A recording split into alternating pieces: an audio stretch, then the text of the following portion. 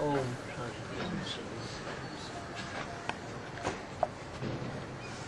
आज का प्रातः क्लास है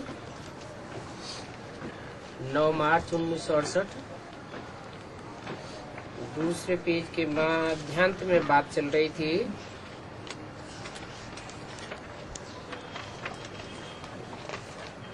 कि इनमें बाबा प्रवेश करके समझा सकते हैं।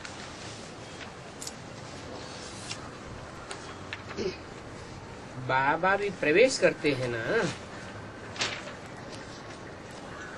कहाँ बहुत जरूरी होगा तो बाबा भी आवेंगे। मम्मा भी आती होगी। जो बच्चे सर्विस फील्ड पर जाते हैं, समझने वाला जिज्ञासु तीखा होता है, तो बाबा प्रवेश करके मदद करते हैं, मम्मा भी प्रवेश करके मदद करती है। अब ये सब समझने की बातें हैं। कहाँ मम्मा सहयोग करती है, कहाँ बाबा सहयोग करते हैं। ये तो जानते हो, पढ़ाई फुर्सत के समय होती है।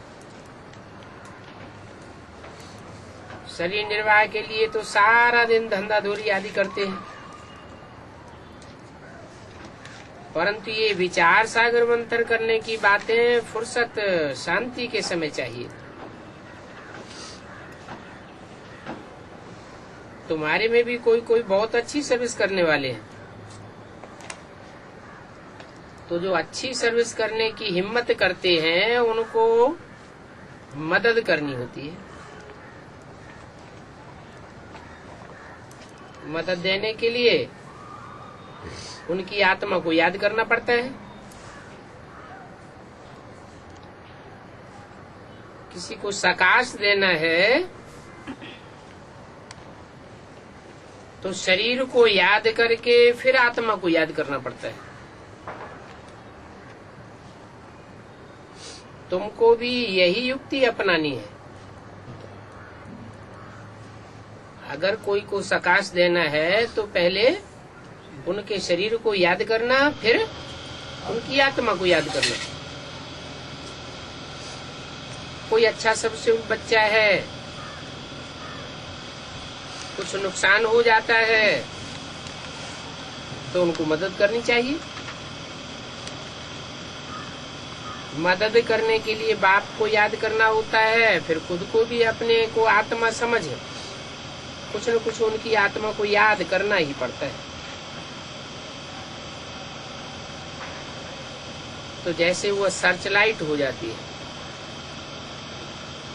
ऐसे भी नहीं कि एक जगह बैठ जाना होता है। लेटे लेटे भी याद कर सकते हैं, चलते फिरते खाते पीते याद में रहना होता है। 9 मार्च 1968 की वाणी का तीसरा पेज। भोजन खाने के समय भी बाप को याद करो।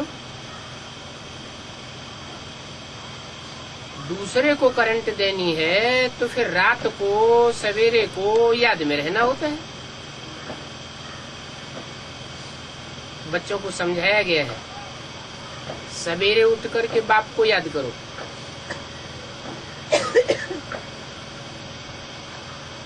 भक्ति मार्ग में भी सवेरे उठ करके याद करते हैं ना।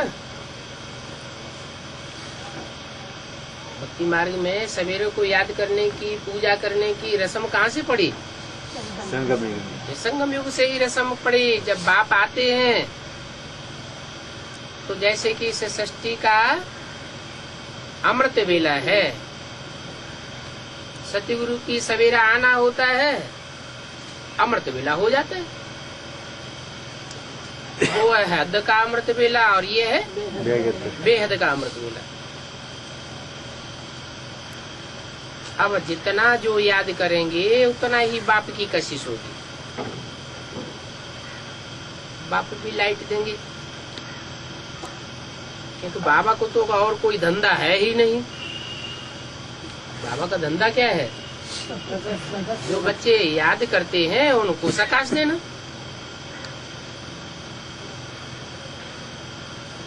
सर्विस है ना, सर्विस दिल में लगती है, सर्च लाइट देनी होती है। बच्चे याद करते हैं तो बाप भी सर्च लाइट देते हैं। आत्मा को देखना माना उनको सर्च लाइट देना। इससे बैटरी को मदद मिल जाती है। बैटरी में खोखा होता है और खोखा में पावर भर जाती है, तो ये भी जैसे याद की पावर भर जाती है, बैटरी को मदद मिल जाती है। उनको भी तो सर्च लाइट देनी है ना, वो भी समझते हैं इनको लाइट मिलती है। फिर इनको कृपा कहो, आशीर्वाद कहो, जो भी कहो, परंतु जो खुद याद करते हैं तो उनको सर्च लाइट जरूर मिलेगी। सर्विसेबल बच्चा बीमार होगा तो उन पर तरस पड़ेगा, इनको सर्च लाइट देवे। रात को जाग कर भी आत्मा को याद करेंगे, क्योंकि जानते हैं उनको उस समय पावर की दरकार रहती है। तो पावर देने के लिए रात को जागना भी होता है। याद करते हैं तो रिटर्न सर्विस भी चाहिए। जो याद करते हैं उनको याद पहुंचती है, याद से याद मिल जाती है। बाप को भी दिल होगी, हम भी याद करेंगे तो उनको सर्च लाइट मिलेगी। तो बाप भी सर्च लाइट देते। बाप और बच्चे का लव सबसे जास्ती है। ये बड़ी सूक्ष्म बातें हैं, बाकी समझाने तो बिल्कुल ही सहज है। समझाने में कोई भी प्रकार के विघ्न नहीं पड़ेंगे। ज्ञान में विघ्न नहीं पड़ता है, याद में विघ्न पड़ता है। तो मुख्य है याद की बात। ज्ञान सहज है, जानकारी लेना सहज है। बाप की पहचान, सृष्टि की पहचान, रचना रचयिता की पहचान मिल जाती है, परंतु फिर बाप को याद करने में माया विघ्न डालती है। तो मुख्य है याद की बात। याद से जैसे वह सोने का खजाना बन जाता है।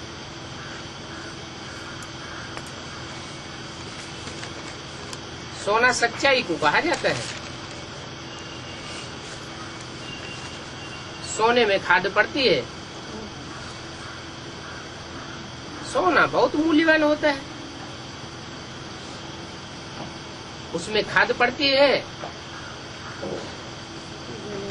तो जो खाद पड़ती है वो उतनी मूल्यवान थोड़ी हो सकती। चांदी की खाद पड़ेगी, तांबे की खाद पड़ेगी, लोहे की खाद पड़ेगी।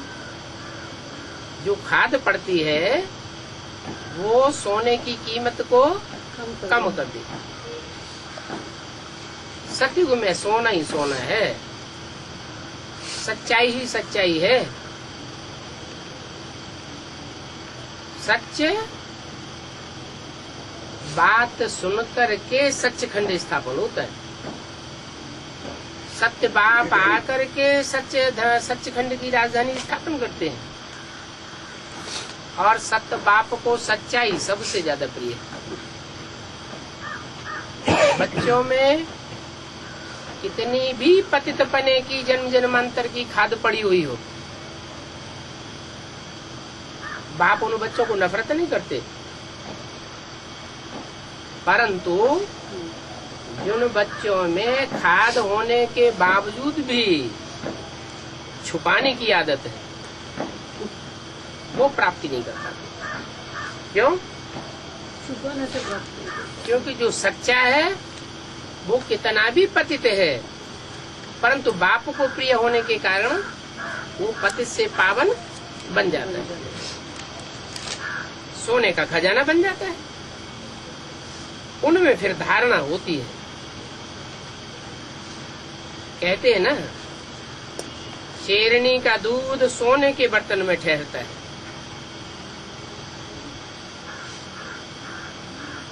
ये भी शेरनी का दूध है क्या? ज्ञान। शेरनी कौन है? है? अरे शेर होगा तो शेरनी भी होगी। संसार रूपी जंगल में शेर का भी पार्ट है तो शेरनी का भी पार्ट है। शेर शेरनी के बच्चे भी हैं। खून तो एक ही होगा ना। तो शेरनी का दूध मिट्टी के बर्तन में अगर रखा जाए तो इतना तीखा होता है कि फोड़ के निकल जाएगा। ये ज्ञान भी शेरनी का दूध है। अगर देह अभिमान की मिट्टी रूपी पात्र में डाला जाएगा तो ठहरेगा नहीं, फूट के निकल जाएगा। ठहरना है तो क्या करना पड़े? बुद्धि रूपी पात्र को सोने का बनाना पड़े। सच तो बिठू नच। सच्चे दिल पर साहबराजी होगा, झूठे दिल पर सच्चा साहबराजी नहीं हो सकता। इस बाप के ज्ञान धन के लिए भी सोने का बर्तन चाहिए। है बुद्धि रूपी बर्तन। वो बुद्धि रूपी बर्तन जब होगा तो याद की यात्रा में जरूर रहेंगे, ठहरेंगे। फिर उनकी मुरली भी अच्छी चलेगी। जो याद में नहीं रहते हैं उनको ज्ञान की धारणा भी नहीं होती। ज्ञान के पॉइंट से बुद्धि में से निकल जाते हैं। वो फिर काम के नहीं रहते। इसके काम के नहीं रहते, बाबा के काम के नहीं रहते। क्यों? बाबा के काम के कौन से बच्चे हैं? जो खुद ज्ञान को धारण करें और दूसरों को धारण करें। ऐसे मत समझो कि बाप तो अंतर्यामी है? बाप अंतर्यामी नहीं है।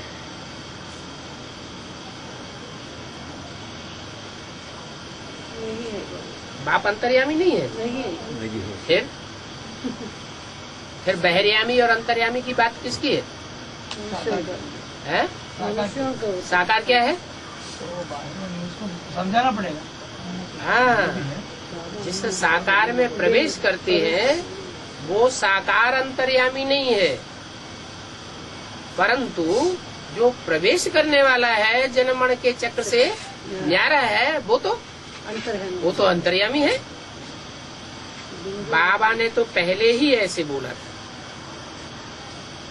कि जो समझते हैं कि बाबा अंतर्यामी है ये सब गपोड़े हैं। बाबा अंतर्यामी नहीं है।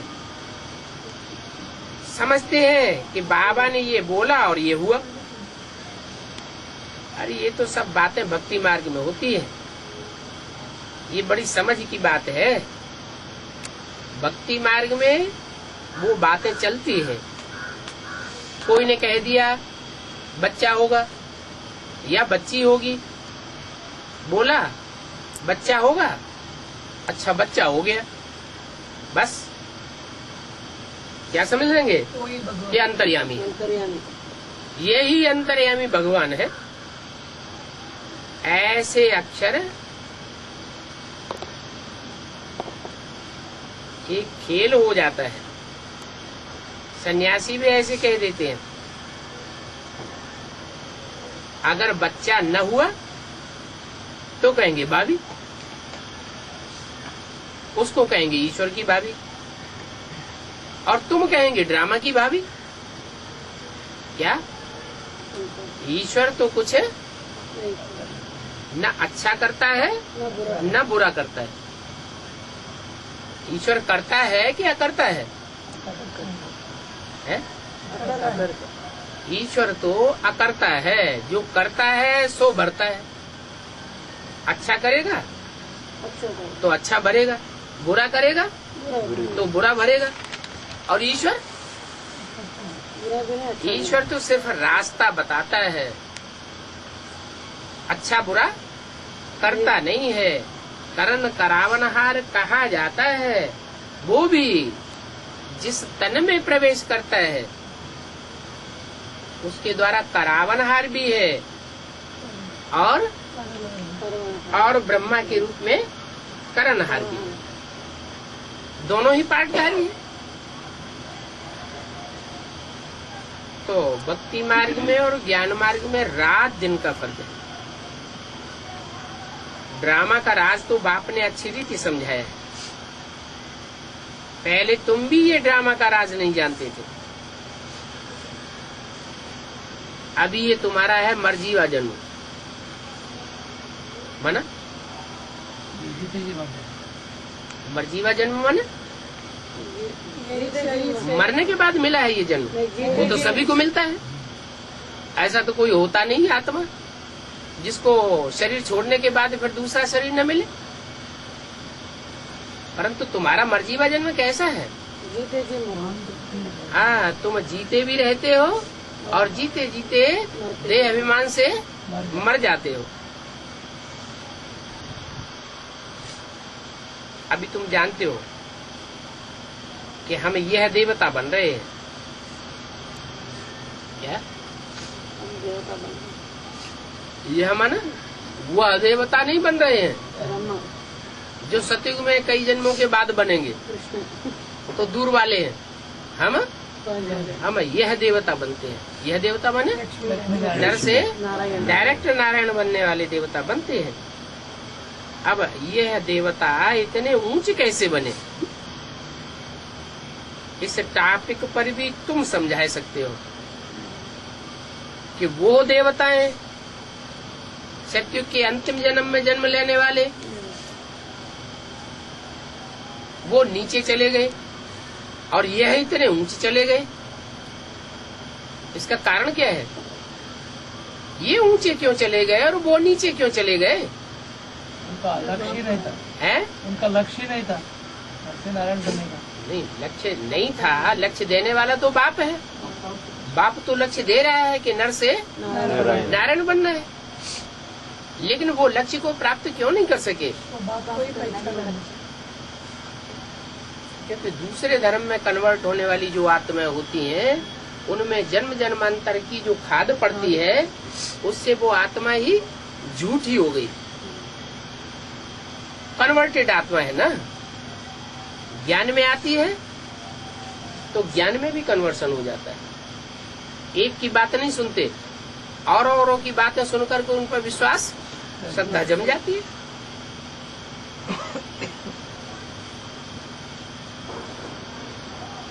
तो आज हम बतावेंगे कि इन लक्ष्मी नारायण को ये विश्व का मालिकपना कैसे मिला है? और जो लक्ष्मी नारायण है सतयुग के, उनको विश्व का मालिक कहेंगे? नहीं करेंगे, फिर काहे का मालिक कहेंगे? वो सतयुग के मालिक होंगे लेकिन विश्व के मालिक नहीं होंगे। वहाँ तो सिर्फ देवता वर्ण की आत्माएं होंगी। विश्व धर्मों की आत्माएं कहाँ होंगी? सारा विश्व वहाँ होता है क्या? नहीं। लेकिन ये तो सारे विश्व के मालिक बनते हैं। इनको ये विश्व का मालिक पना कैसे मिलता है, ये फर्स्ट क्लास टॉपिक है।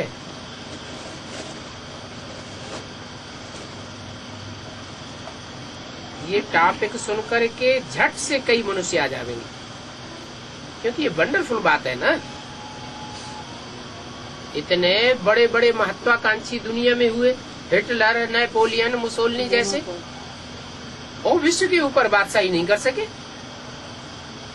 और यहाँ कहते हैं विश्व के ऊपर बादशाही मिलती है।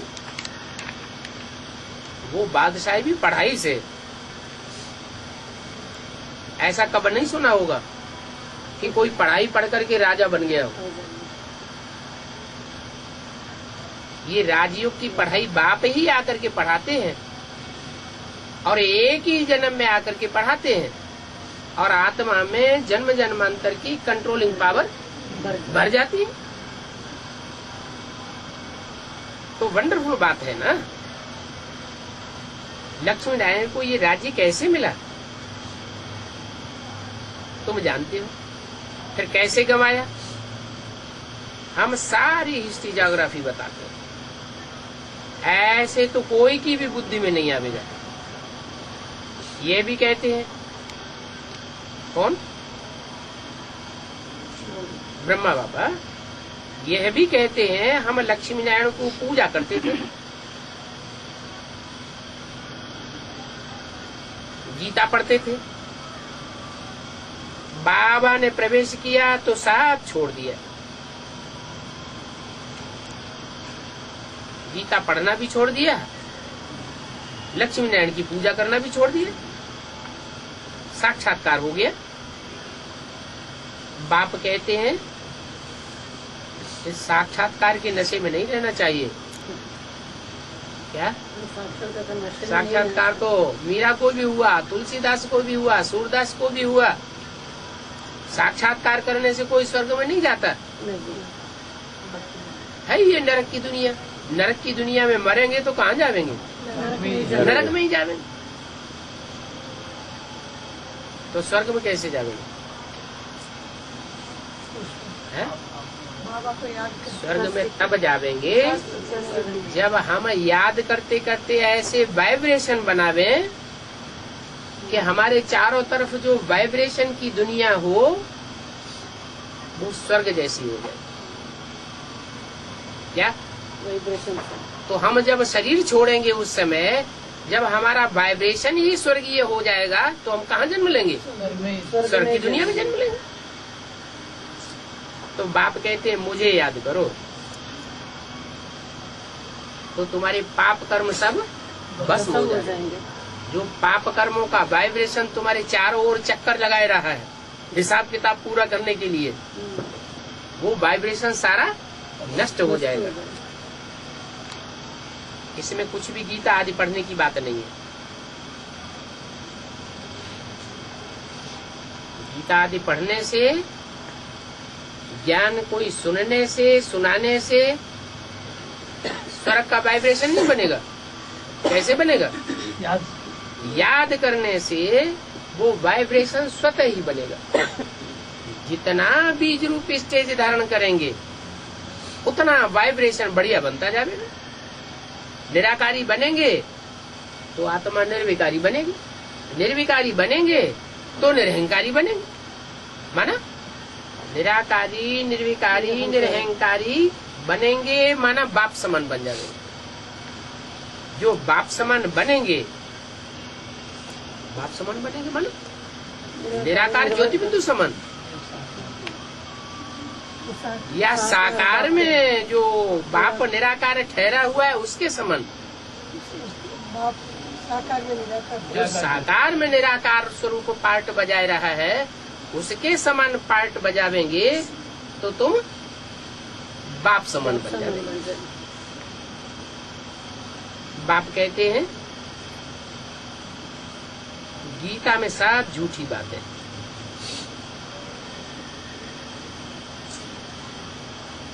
कौन सी गीता में? जो मनुष्यों की बनाई हुई गीता है उसमें सब झूठी बातें हैं। बाप बैठा था तो भक्ति को छुड़ाई दिए, गीता को फेंक दिया।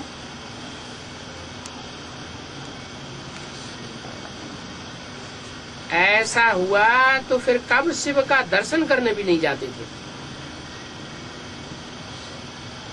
दर्शन करना भी छोड़ दिया। भक्ति मार्ग की बातें एकदम उड़ गई। बाप के आने से भक्ति खत्म हो जाती है। ये है नाली रचयिता और रचना की आदि मध्य अंत की। बाप रचयिता को जानने से तुम सब कुछ जान जाते हो। बीज को देखा, बीज बाप को कहा जाता है। बीज को देख लिया, जान लिया, बीज देखने मात्र से ही पता लग जाता है इसका झाड़ विस्तार कैसा होगा। बाप की नॉलेज पूरी मिल जाए, 84 जन्मों में मनुष्य सृष्टि का बाप क्या क्या कैसे कैसे पार्ट बजाता है, तो तुम सब कुछ जान जाते हो। तुम तो टॉपिक ऐसे ऐसे वंडरफुल रखो जो मनुष्य सुन करके खुश हो जाए। सभी तुम्हारी बात सुनने के लिए भागेंगे।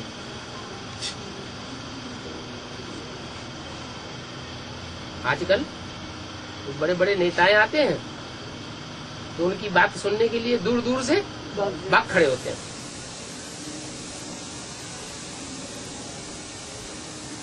तुम्हारी बात सुन करके भी दूर दूर से भागेंगे।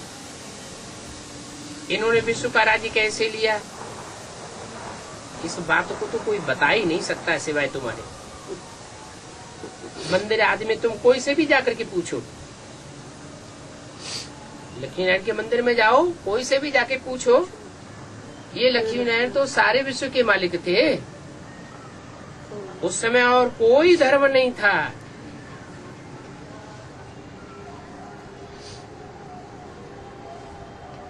भारत ही था, और भारत में एक ही आदि सनातन देवी देवता धर्म था। पर तुम सत्य को लाखों वर्ष कैसे कह देते हो? औरों को तो, और धर्म वालों को तो 2000-2500 साल देते हो, और देवी देवता सनातन धर्म को लाखों वर्ष कह देते हो। इन्हों को तुमने लाखों वर्ष कैसे कह दिया? इन लक्ष्मी नारायण की तो शास्त्रों में भी हिस्ट्री बताई है। क्या हिस्ट्री बताई है? क्राइस्ट में वो क्रिश्चियंस के धर्म ग्रंथों में, बाइबल में क्या बताया है? क्राइस्ट से 3000 वर्ष पहले भारत में पैराडाइज था। किसी की भी बुद्धि में नहीं आता है। मोहनजोदड़ो, हड़प्पा, सिंध घाटी की सभ्यता की खोज हुई, खुदाई हुई, तो उसमें जो भी चीजें मिली, उन चीजों की तहकीकात की गई, तो पता चला कि 5000 वर्ष से पुरानी कोई चीजें थी ही नहीं। महाभारत युद्ध के लिए भी क्या कहते हैं 5000 कि 5000 वर्ष पहले महाभारत युद्ध हुआ। भगवान ने आकर के गीता ज्ञान से सृष्टि को पलटाया, परंतु फिर कह देते हैं अभी कलयुग को 5000 वर्ष हुए। कलयुग अभी रेगड़ी पहन रहा है, बच्चा है। लाखों वर्ष में मनुष्य मच्छरों में सल ढेर के ढेर हो जाएंगे। उनको मनुष्य कहेंगे क्या?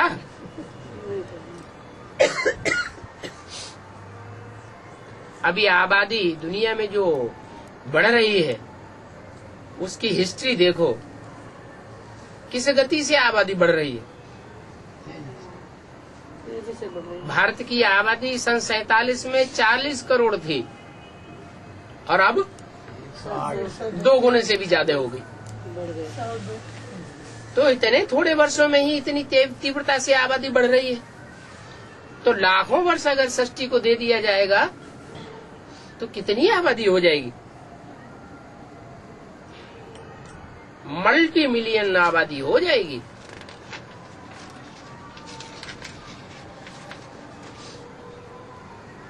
नौ मार्च 68 की वाणी का 4था पेज। लोगों की बुद्धि में कुछ भी बैठता नहीं है।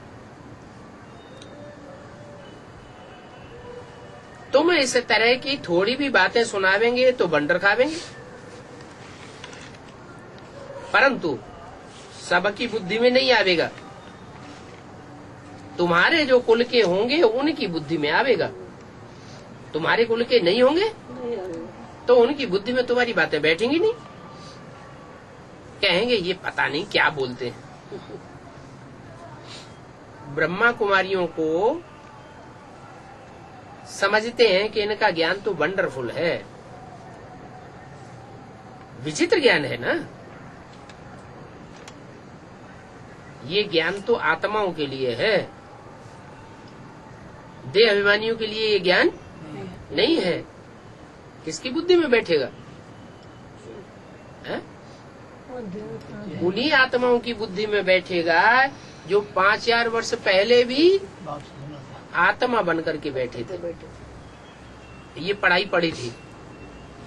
जो देह अभिमानी बन करके बैठते हैं उनकी बुद्धि में ये नॉलेज बैठती ही नहीं। इसको समझने में तो बड़ी बुद्धि चाहिए। मुख्य बात है याद की, स्त्री पुरुष एक दो को याद करते हैं ना, जैसे स्त्री पुरुष एक दो को याद करते हैं तो क्या ढोल मजीरा बजाते हैं, रिकॉर्ड बजाते हैं? नहीं, नहीं बजाते ना। लाल लाइट करते हैं? नहीं करते हैं।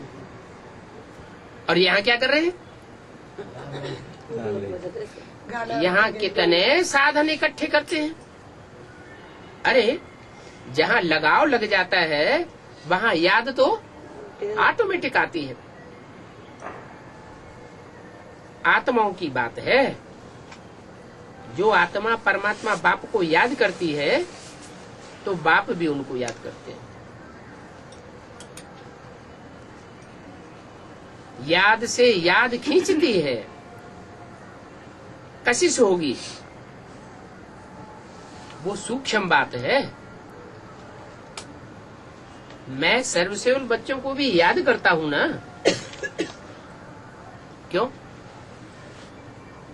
सर्विसेबल बच्चे बहुत पसंद है। बाप की बुद्धि में आता है कि ये बच्चा सर्विस मेरे धंधे में मेरा विशेष सहयोगी है। लौकिक दुनिया में भी ऐसे होता है क्या? बाप का जो बच्चा दुकान ज्यादा संभालता है तो बाप उसको प्यार करते हैं। बहुत प्यार करता है, बहुत याद करता है, बहुत याद आता है। जैसे मनोहर है, ये कितनी सर्विसेबल बच्ची है, कितना इसको सहन करना पड़ता है।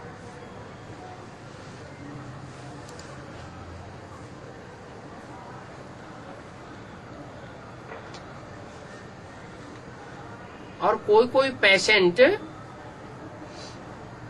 कितना तंग करते हैं किसको? मनोहर बच्ची को। कौन को मनोहर बच्ची? जो सबका मन हरण कर ले। अरे कोई बच्चा है जो सबका मन हरण कर लेता है? कोई बच्चा है कि नहीं दुनिया में? कौन बच्चा है? अरे अरे वो एक ही बच्चा है जिसकी दुनिया में कोई ग्लानि नहीं है, नारायण। जब नारायण ऐसा बच्चा हो सकता है तो कोई बच्ची नहीं हो सकती जो सबका मन हरण कर ले। कौन है? हाँ? लक्ष्मी। ये लक्ष्मी नारायण की जोड़ी है ना। इनसे जास्ती सर्विसेबल कोई और होगा क्या? इनसे जास्ती तो कोई सर्विसेबल हो नहीं सकता। अगर इनसे जास्ती कोई सर्विसेबल हो तो वो विश्व का मालिक बन जाए। तो बोला ये मनोहर है, कितनी सर्विस करती है, और सर्विस के फील्ड में तो उसको कितना सहन करना पड़ता है। कोई कोई पेशेंट कितना तंग कर देते हैं। ये सभी रोगी पेशेंट है ना। कोई मनोहर तो डॉक्टर बन गए ना। ये सभी रोगी पेशेंट है ना। अभी इन सभी पेशेंट्स को निरोगी बनना है। बाप निरोगी बनने की पढ़ाई पढ़ाते हैं। अभी तुम समझते हो, हम सभी पेशेंट थे। यह भी टॉपिक तुम रख सकते हो क्या? हम सभी पेशेंट थे कि हम सभी पेशेंट हैं। बीमार हैं, ये रूहानी हॉस्पिटल कम यूनिवर्सिटी है। यहाँ पढ़ाई भी होती है और सफा भी दी जाती है। तो बोलो, आकर के तुम ये बातें समझो। तुम जो घड़ी घड़ी बीमार होते हो, तो हम तुमको ऐसी संजीवनी बूटी देंगे जो तुम कभी जन्म जन्मांतर बीमार नहीं पड़ेंगे। एक जन्म की तो बात ही छोड़ो, कई जन्मों तक बीमारी ही नहीं आएगी। निरोगी। अगर हमारी दवाई अच्छी रीति काम में लगावेंगे। हम लगाएंगे तो डॉक्टर लोग होते हैं, वैद्य लोग होते हैं, बीमारी का इलाज करते हैं, दवा देते हैं, तो पथ्य भी तो देते हैं, देते हैं। है? ये चीज नहीं खाना, वो चीज नहीं खाना, ऐसे नहीं करना, वैसे नहीं करना। परहेज रखना। अगर ऐसे करेंगे तो बीमारी ऊपर जाएगी, ये खावेंगे तो बीमारी बढ़ जाएगी।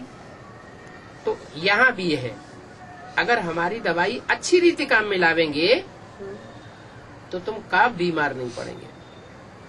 इसका मतलब निरोगी। 70 साल हो गए इस ज्ञान को, ये दवाई बाप कर रहे हैं, हम सब अभी बीमार हैं या चंगे हो गए। बीमारी है। इसका मतलब अच्छी रीति दवाई काम में नहीं ला रहे। काम में नहीं ला रहे। अगर अच्छी रीति दवाई करें, जैसे जैसे नीति नियम कानून है दवाई खाने के, तो माया हमको छोड़। चोट नहीं पहुंचा सकती। कितनी सस्ती दवाई मिलती है, इसलिए दवाई का रिगार्ड नहीं है। क्या दवाई कर आज की दुनिया में तो वो डॉक्टर ऐसे ऐसे कैप्सूल बना रहे हैं कि एक एक कैप्सूल हजारों लाखों रुपए का होता है, कलरफुल कैप्सूल है? उसकी कितना रिगार्ड रखते हैं। और ये दवाई इतनी सस्ती मिलती है कि 70 साल हो गए दवाई लेते लेते, और इसका कोई रिगार्ड नहीं करते। रिगार्ड ही नहीं। 21 पीढ़ी सतयुग त्रेता में तुम कब बीमार नहीं पड़ेंगे।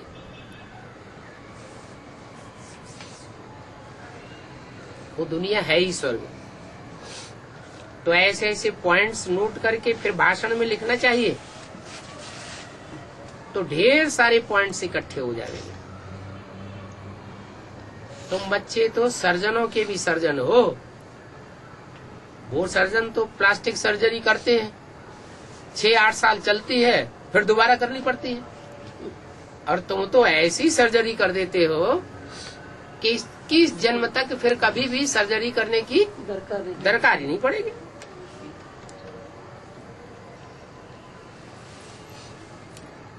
तो उनको भी लिख करके भेजना चाहिए। सर्जनों का भी बड़ा अविनाशी सर्जन ऐसी दवाई देते हैं जो तुम 21 जन्म तक कभी बीमार नहीं पड़ेंगे।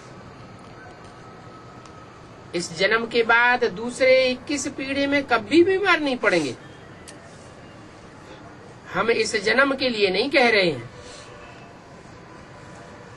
हम भविष्य 21 जन्मों की बात कर रहे हैं। भविष्य 21 जन्म के लिए कहा जाता है।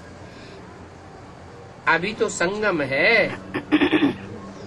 ऐसी ऐसी बातें सुनकर के मनुष्य बहुत खुश होंगे। भगवान कहते हैं मैं अविनाशी सर्जन हूँ। भगवान को सब याद भी करते हैं ना।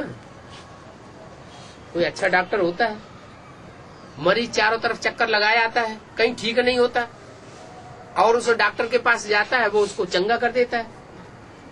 चंगा करना मना क्या होगा? अच्छा कर देता है, स्वस्थ बना देता है। दुनिया में चारों तरफ चक्कर काटे, कहीं भी ठीक नहीं हुआ, उस डॉक्टर ने ठीक कर दिया। तो जो बीमार आदमी था, चंगा होने के बाद सारा जीवन उस डॉक्टर को याद करता है ना। जरूर है? करता है। याद करता है ना। क्यों याद किया? वो अच्छा कर लिया। अच्छा कर दिया। तो इस भगवान को तो सारी दुनिया याद करती है, ऐसे ही याद करती है। जरूर भगवान ने आकर के इस दुनिया के जितने भी पेशेंट्स हैं सबका आकर के इलाज कर दिया। इसलिए सारी दुनिया उस सर्जन को याद करती है। वो अविनाशी सर्जन है। याद करते हैं ना सब। कहते हैं पतित पावन अविनाशी सर्जन आओ, और अभी मैं आया हुआ हूँ। आया हुआ हूँ कितने साल से? 70 साल से। 70 साल हो गए आए हुए। फिर रिगार्ड देते हैं, अभी मैं आया हुआ हूँ, अविनाशी सर्जन हूं ना। कोई कोई याद भी करते हैं, अभी नहीं समझेंगे क्या? पिछाड़ी में सब समझेंगे क्या? अविनाशी सर्जन आए। कि अविनाशी सर्जन आया हुआ है। अभी दवाई की कदर नहीं करते हैं, पिछाड़ी होगी तो सबको कदर हो जाएगी। दिन प्रतिदिन जो टॉपिक निकलती रहती है उनको ऊपर उठाते रहो। बाबा युक्तियां बहुत बतलाते हैं। पूछते हैं सतयुगी शिवालय के हो या कलयुगी वैश्यालय के हो? प्रश्न पूछो, पहले किससे पूछो? अपना बेसिक नॉलेज। पहले किससे पूछो? सत्युगी पहले अपने से पूछो। सतयुगी शिवालय के हो या कलयुगी वैश्यालय के हो? पूछना चाहिए ना। कितनी अच्छी पॉइंट है, परंतु पत्थर बुद्धि समझते ही नहीं है। बाप कहते हैं दिन प्रतिदिन तुमको कितनी गुह्य पॉइंट सुनाता रहता हूँ। कौन से युग में आके सुनाता हूँ? संगम युग में। संगम युग में आकर के दिन प्रतिदिन तुमको कितनी गुह्य पॉइंट सुनाता रहता हूँ। 70 वर्ष से गुह्य पॉइंट सुनते ही रहते हैं। नई नई बातें सुनते ही रहते। जो दुनिया में कोई नहीं जानता, हम सुनते रहते हैं। और आगे आगे और भी गुह्य बातें सुनने को मिलेंगी या पुरानी बातें ही सुनेंगे? नई नई और नई नई बातें सुनते रहेंगे, वंडर खावेंगे। इतनी वंडरफुल बातें। एक ही टाइम अगर सारी बातें सुना दूं तो फिर ज्ञान सागर कौन कहेगा? इसलिए सारी पॉइंट एक साथ नहीं सुनाते हैं। अभी जैसे जैसी पॉइंट से मिलती जाती है वैसे वैसे तुम्हारी खुशी बढ़ती जाती है। दवाइयाँ निकलती है ना, कोई भी मर्जी की दवाइयाँ निकलती हैं तो पहले ढीली दवाइयाँ निकलती हैं, कम पावर की निकलती हैं, फिर बाद में उनकी पावर बढ़ाते रहते हैं और ही ज्यादा पावरफुल दवाइयाँ निकलती हैं। तो ऐसे ये भी है। बाप पहले हल्की हल्की पॉइंट सुनाते हैं, बाद में स्ट्रांग पॉइंट देते हैं। परंतु देखो पत्थर बुद्धि समझते ही नहीं है। सोने को गलाने में बहुत टाइम लगता है। खाद पड़ी है ना क्या? जिस सोने में जितनी खराब खाद पड़ी हुई होगी उसको गलाने में उतना ज्यादा टाइम लगेगा। और सोना तो वैसे भी धीमी आग में पिघलता है या तीक्ष्ण आग में पिघलता है? तीक्ष्ण। जब तीखी आग लगाई जाती है तो सोना पिघलता है। तुम्हारे में भी खाद निकालने में कितना टाइम लगता है माना? क्योंकि योग की अग्नि कभी अभी ज्ञान की भी जोर नहीं है तो याद का भी जोर नहीं है। आगे चल करके ज्ञान के तीखे तीखे पॉइंट्स निकलेंगे तो याद में भी जौहर भरता जाएगा। याद की अग्नि बहुत तीव्र होगी तो सोने के गलाने से खाद निकल जाएगी। इसका मतलब याद अभी धीमी है या तीखी है? धीमी याद है। इसलिए पाप कर्म भस्म नहीं होते हैं। धीमी याद का मतलब क्या है? कम याद याद तो करते हैं, कमी है। लेकिन अभी अभी जो याद करते हैं उसमें दूसरों की याद भी मिक्स होती रहती है। तो पक्की अभिविचारी याद नहीं कहेंगे। जब पक्की अभिविचारी याद होगी, तीखी अग्नि होगी, तो पाप कर्म भस्म होंगे। जानते तो हो कि सोना भी बहुत तेज आग से गलता है। धीमी आग में सोना नहीं गलता। कब नहीं गलेगा। बाप भिन्न भिन्न प्रकार से समझाते रहते हैं। ऐसे बाप को बहुत प्यार से याद करना चाहिए।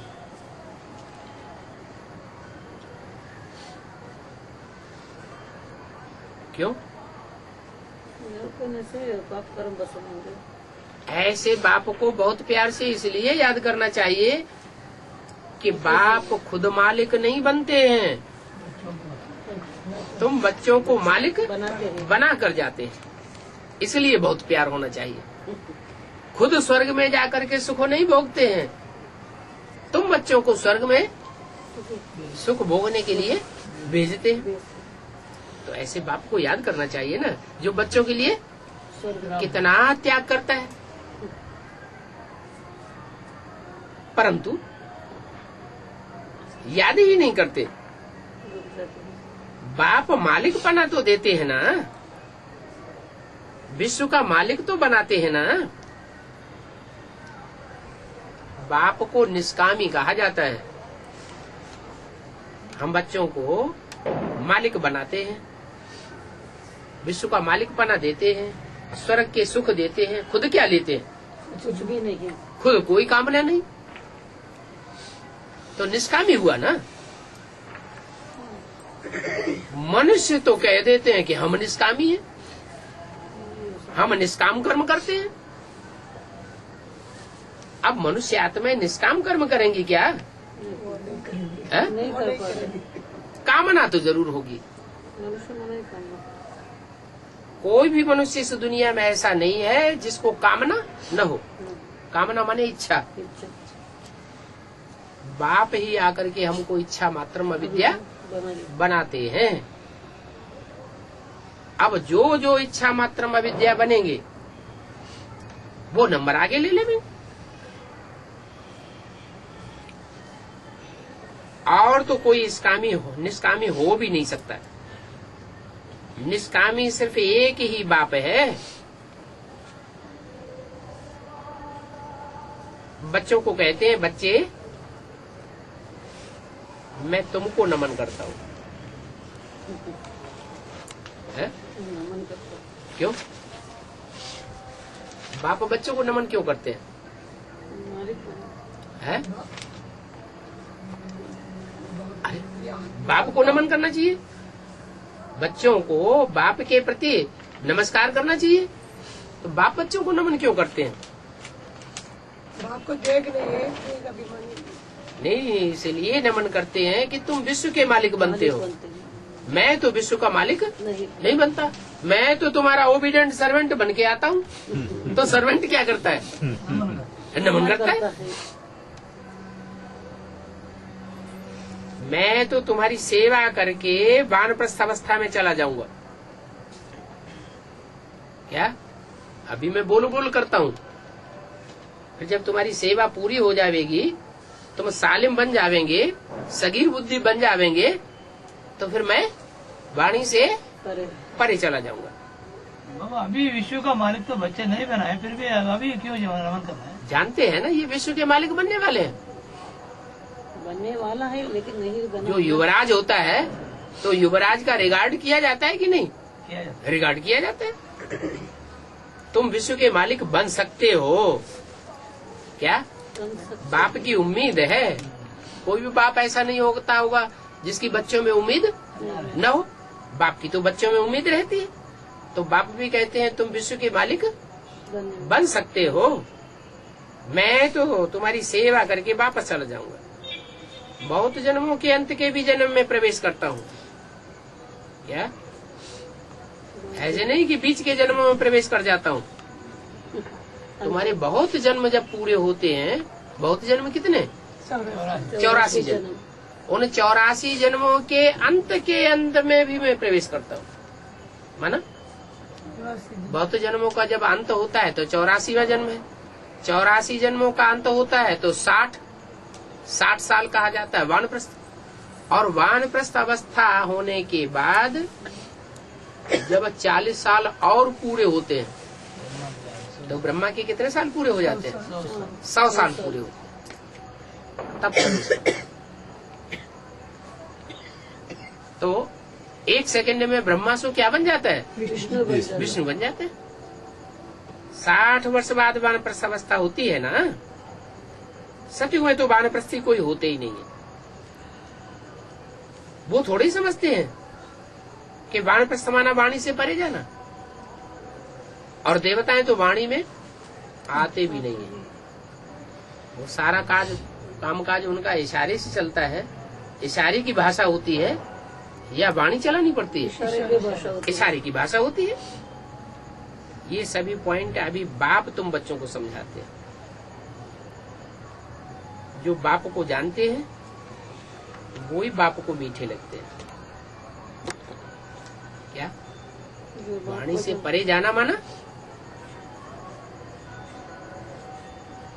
असली वाणी से परे वानप्रस्थ अवस्था उनकी कहेंगे बेहद में, जिनकी ऐसी स्टेज बन जाए मनसा वाइब्रेशन की कि मुख से बोलने की भी दरकार न पड़े, यूं देखा और देखने मात्र से ही सामने वाले को समझना पड़े। क्या उनकी बुद्धि खुल जाए, उसको कहते हैं संग का रंग। पारस पत्थर होता है ना, क्या यादगार है? कहते हैं पारस पत्थर सोने के साथ जब स्पर्श किया जाता है और लोहे के साथ स्पर्श किया जाता है तो लोहा भी सोना बन जाता है। अब कोई ऐसा पत्थर कोई होता नहीं है। ये तो यहाँ की बात है कि जो मंदिर बने हुए हैं पार्श्वनाथ के जो मंदिर बने हैं वो किस बात की यादगार है? कि तुमने ऐसा पद पाया है, तुमने पुरुषार्थ करके ऐसा वाइब्रेशन अपना बनाया है कि जो भी आत्माएं तुम्हारे समक्ष आवेंगी सामने आने मात्र से ही परिवर्तित हो जाएंगे। उस समय तुमको इतनी वाणी चलाने की दरकार नहीं होगी। उसको कहेंगे असली वानप्रस्थ अवस्था। बाप कहते हैं जब बहुत याद करेंगे तो तुम्हारे बहुत पाप कटेंगे। मैं पतित पावन हूँ। क्या अर्थ है? पतितों को पावन बनाने वाला हूँ। तो पतितों को पावन बनाने वाला है। कैसे बनाता है पतितों को पावन? ज्ञान सुना के? ब्रह्मा के तन में आके ज्ञान तो बहुत सुनाया, पतित से पावन कोई बना नहीं। अच्छा, ज्ञान को समझा के पतितों को पावन बनाता हूँ। संग के रंग टीचर बनकर के समझाता भी हूँ, परंतु समझने समझाने से भी कोई पावन बनता नहीं है। कब पावन बनते हैं? जिस मुकर्रर रथ में आता हूँ वो मुकर्रर रथ जब स्वयं ऐसी स्टेज धारण कर लेता है तो उसके संग के रंग में जो भी आत्माएं आती हैं पतित से पावन बनती जाती है। मुझे पतित पावन कहते हो तो याद करना पड़ेगा। ये है याद की यात्रा जिससे तुम तमो प्रधान से सतो प्रधान बन जाते हो। 5000 वर्ष लगे हैं तमो प्रधान बनने में। अभी फिर तुमको सतो प्रधान बनना है। नीचे गिरने में कितना टाइम लगा? 5000 साल लगते हैं पतित होने में, और पावन बनने में 1 सेकंड। तमो प्रधान से सतो प्रधान 1 सेकंड में बन जाते हो। सतो प्रधान की दशा समझो बृहस्पति की दशा बैठ जाती है। इसलिए बाप को कहा जाता है पतियों का पति। बृहस्पति माना बड़ा, गृहस्थपति माना जो पतियों का भी पति है। बाप को तो जरूर याद करना चाहिए, परंतु माया अभी बहुत अपोजिशन करती है। बाबा के बने तो याद रहना चाहिए ना, नहीं तो माया को बहुत ईर्ष्या होती है कि ये बाप का बन गया। मैं देखती हूँ ये कैसे बाप का बन के रहता है, तो माया वार करती है। सर्वशक्तिमान। तो बाप कहते हैं बाप के बने तो बाप को बहुत याद करना चाहिए, परंतु माया याद से छुड़ा देती है, याद ही नहीं करते। याद करने के लिए मैनर्स भी बहुत अच्छे चाहिए। खुद ही तो डायरेक्शन देते हैं माया को। क्या जिनके अच्छे मैनर्स नहीं हैं, जो श्रीमत पर नहीं चलते हैं, हे माया बेटी तुम उनको बहुत बहुत फटकाओ। कोई कोई के तो मैनर्स बहुत खराब होते हैं, शिव बाबा का फरमान ही नहीं मानते। फरमान माना श्रीमत। श्रीमत।